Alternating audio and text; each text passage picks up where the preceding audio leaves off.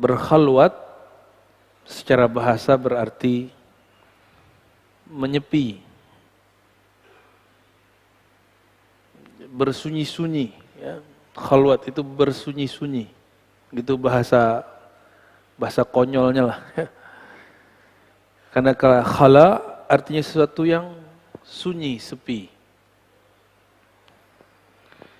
Ini adalah salah satu daripada ruknut thariq, salah satu daripada rukun thariqah, rukun tasawuf.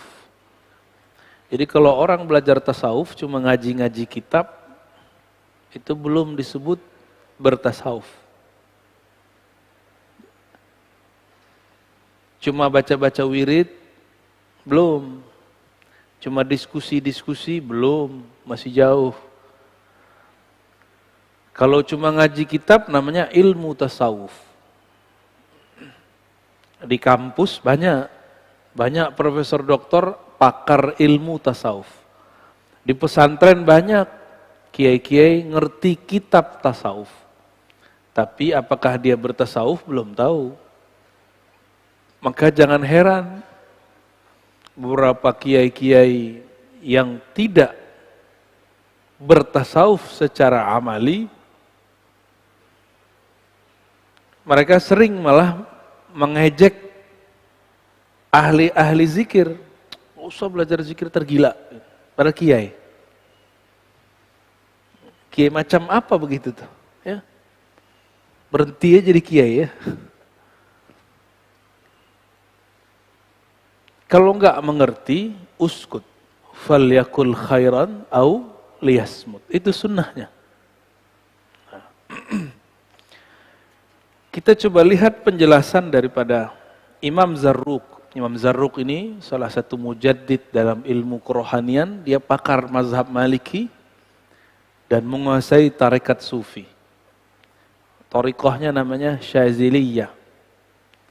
Beliau punya kitab banyak dan sangat bagus sekali.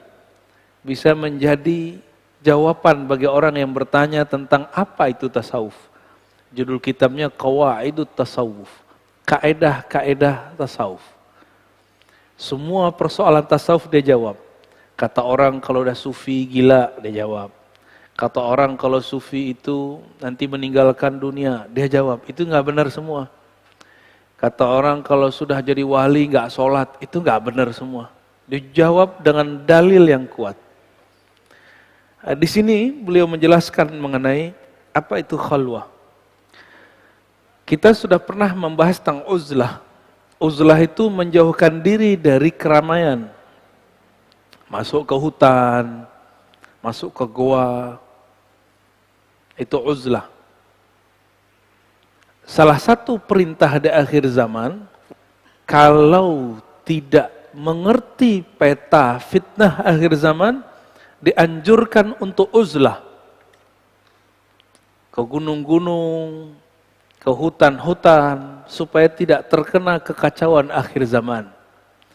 Cuma dasar iblis berbaju ustadz, manfaatin ustadz yang bahas akhir zaman. Akhirnya mereka sekarang lagi buat rumah akhir zaman. Gimana buatnya? Buatnya tengah bukit atau tengah kebun buat perumahan. Itu bukan yang Nabi maksud. Yang Nabi maksud itu sendiri, pergi ke dalam hutan sendiri. Kalau buat komplek di tengah hutan, itu bukan perumahan akhir zaman. Itu namanya ihya'ul mawat. Menghidupkan tempat yang tadinya tidak diolah. Tapi dasar umat ini lugu, percaya-percaya aja. Padahal lagi ada yang nipu tuh, ada setan nyamar. Hati-hati. Maka ustadz-ustadz akhir zaman yang membahas akhir zaman harus hati-hati. Dengan si pembisik-pembisik yang sebenarnya dia setan itu. Setan bertubuh manusia. Dia lagi bisnis, manfaatin agama. Umat betul lugu.